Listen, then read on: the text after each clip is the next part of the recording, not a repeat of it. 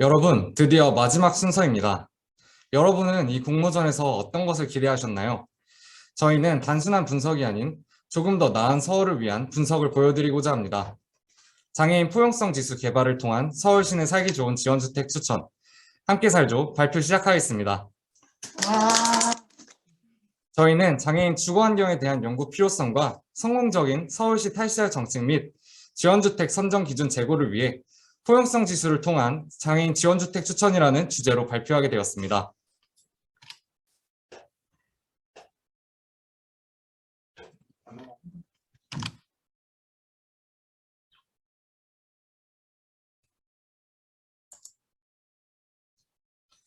발표 순서는 다음과 같습니다. 저희가 해당 주제를 선정하게 된 배경을 먼저 설명드리겠습니다. 현재 사회안전지수 등 선행 연구에서는 장애인이 살기 좋은 동네라는 기준과 연구가 부족합니다. 장애인의 권리 증진 요구라는 시대적인 흐름에 발맞춰서 장애인의 편의를 고려할 수 있는 즉 객관적인 지표가 필요할 것입니다. 정부는 장애인이 지역사회에서 더불어 자립해서 살아갈 수 있도록 시설 장애인의 거주지 이전을 지원하고 지역사회 자립 촉진을 위해 시설을 변화시키는 탈시설 정책을 추진하고 있습니다.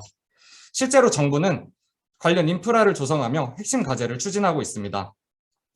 또한 25년부터 매 740명의 자립을 지원할 것을 발표하여 서울 시내 탈시설 장애인 추이 또한 점점 증가하고 있습니다. 하지만 현재 이를 대비한 인프라 및 준비 부족을 이유로 해당 정책 시행을 부정적으로 바라보는 장애인 여론 또한 존재합니다. 이에 따라 본격적인 정책 시행에 앞서서 자립 지원에 앞서 관련 인프라 점검이 필요할 것입니다. 서울시에는 전국 최초로 또한 장애인 지원주택을 제공하고 있습니다. 임대주택을 장애인 주거 취약계층 등의 입주 대상자 특성에 맞추어 리모델링한 후 거주 서비스를 제공하여 장애인의 완전한 자립을 돕습니다. 공급은 지속적으로 확대될 예정이지만 현재 주택 선정에는 내부적인 요인만을 고려하고 있습니다. 장애인의 삶의 질 제고를 위해서는 주택 내부 환경을 모두 고려할 수 있는 주택 선정 기준 마련이 필수적입니다.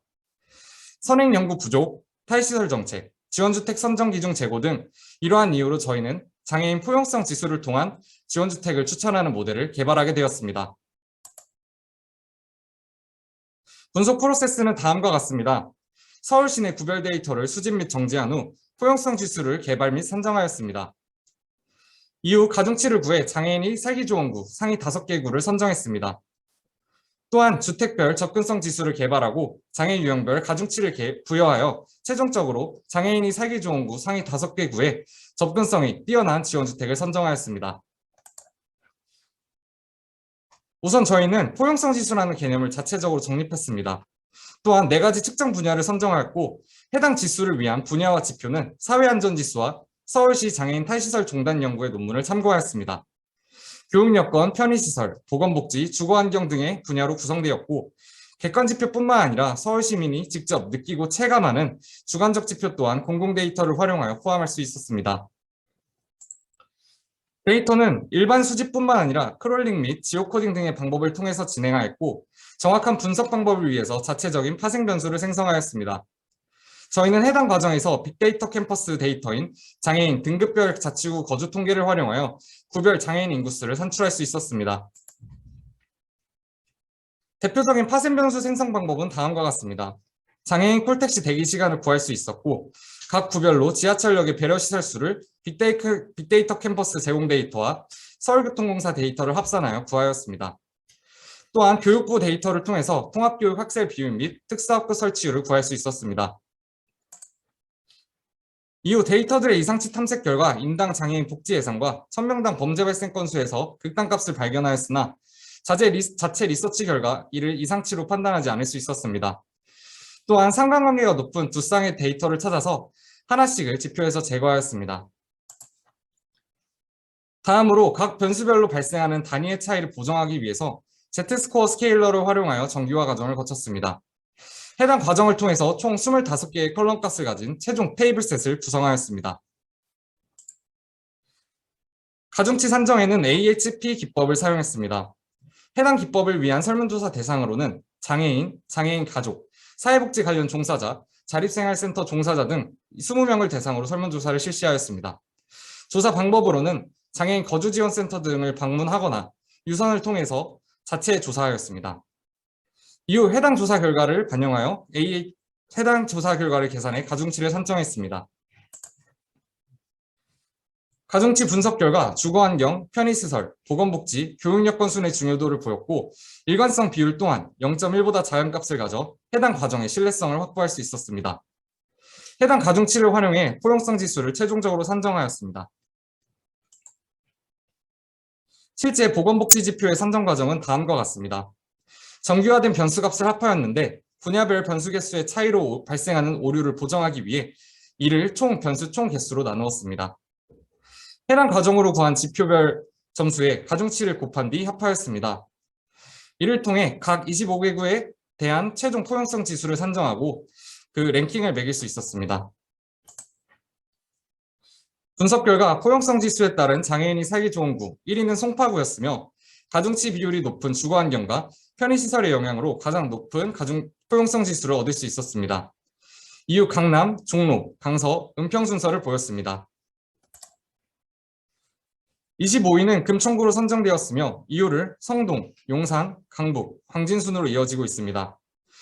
금천구는 편의시설과 주거환경 분야에서 낮은 순위를 보였고 특히 장애인 콜 대기시간, 저상버스 수 등에서 낮은 점수를 받으며 해당 부분에 대한 보완이 필요할 것으로 보입니다. 저희는 장애인이 살기 좋은 구에 지원주택을 우선 입지하자는 취지에서 포용성 지수에 따른 우선 입지구 5개 구를 선정했습니다. 이후 교통수단의 이용률과 장애 유형을 고려하여 최종적으로 장애 유형별 지원주택을 추천하였습니다. 장애 유형과 교통수단 이용률을 반영하고자 접근성 지수를 산정하였습니다. 장애인과 비장애인의 평균 보행 속도는 2배 차이가 나고 장애인의 주택 선정 시 교통 및 접근성이 중요한 영향을 미치고 있습니다. 또한 장애인의 대중교통 이용률 또한 증가할 것으로 예상하여 저희는 접근성 지수를 선정하였습니다. 접근성 지수는 주택 공급 후보가 되는 SH 임대주택 좌표 기준 500m 단위 및 소속 동을 기준으로 하여 정류소별 저상버스 수, 지하철 역수, 장애인 택시 목적지를 고려하여 산정하였습니다. 지수 산정의 버퍼 기준인 500m는 관련 논문을 참고하였습니다. 버스 데이터는 빅데이터 캠퍼스 제공 데이터와 열린 데이터 광장의 데이터를 활용해 버스 정류소를 지나는 저상버스 대수를 집계하였습니다. 버스 정류소가 임대주택 500m 버퍼 안에 포함되는 경우 그 수를 임대주택에 할당하였습니다. 지하철 데이터는 버퍼 내 지하철 배려시설 수를 합산하여 할당하였습니다. 장애인 콜택시 데이터 같은 경우는 장애인 콜택시의 주 이용 목적이 주로 기과, 병원 이용 등 기본적인 생활 유지에 이용된다는 점과 단거리 운용이 많다는 점을 고려하였습니다. 장애인의 생활 환경에서 단거리로 많이 다니는 곳 가까이에 지원주택을 입지하자는 취지였습니다. 그래서 저희는 목적지 데이터를 활용하였고 동별로 집계하여 해당 임대주택이 해당 동에 위치할 경우 그 값을 할당하였습니다. 저희는 장애의 분류를 신체장애와 정신장애로 나눠 각 분류별 버스, 지하철, 콜택시 이용률을 가중치로 산정하였습니다. 신체장애의 경우 저상버스 할당 대수를 지표로, 정신장애의 경우 일반 버스 정류소 개수를 지표로 하여 버스 분야를 산정할 수 있었습니다. 해당 가중치를 활용하여 접근성 지수식을 산정하고 실제로 각 SH 임대주택별 접근성 지수를 계산하였습니다. 저희의 분석 결과로 연간 70호 확대 기준과 각 주택별로 평균 10에서 20호 정도 공급된다는 점을 근거로 하여 장애 유형별로 상위 10곳씩을 선정하였습니다. 신체장애의 경우 대치아파트와 수서아파트가 높은 1, 2위를 차지하고 있습니다. 정신장애의 경우 불강 롯데캐슬과 북한 산힐스테이트가 1, 2위를 차지하고 있습니다. 저희 함께 살주의 분석을 통해 서울시는 함께 살기 좋은 서울로 도약할 수 있을 것이며 장애인의 생활 편의는 증진하고 주거환경은 개선될 것입니다. 또한 데이터 기반의 주거지원 모델 개발과 탈시설 장애인의 생활 편의 불편 감소를 기대할 수 있어 해당 정책 추진에 이바지할 수 있을 것입니다. 더 나아가 다음과 같이 정책 활용 등의 실질적인 문제 해결에 도움이 될 것입니다. 모델 개선을 통해 연령, 재정 상황 등을 모두 고려할 수 있는 1:1 지원주택 추천 서비스를 개발할 수 있을 것이며 유니버셜 디자인 우선 적용 주택 선정에도 도움이 될 것입니다. 또한 확산하는 탈시설 정책에 따라서 타 지역의 장애인 지원주택 입지 선정에도 활용할 수 있습니다. 포용성 지수를 활용하여서는 지역별 발전 방향성 및 장애인 인프라 보완을 제한할 수 있습니다. 또한 저희 분석은 실제 장애인 자립지원 법안의 근거로 활용할 수 있습니다. 마지막으로 접근성 지수는 탈시설 지원센터 및 체험형 지원주택의 입지 선정에도 도움이 될 것입니다. 장애인 복지국가 스웨덴에서는 한 개인이 시작한 연구가 장애인 자립생활운동을 성공으로 이끈 LSS법의 입법과 추진에 촉진제가 되었습니다.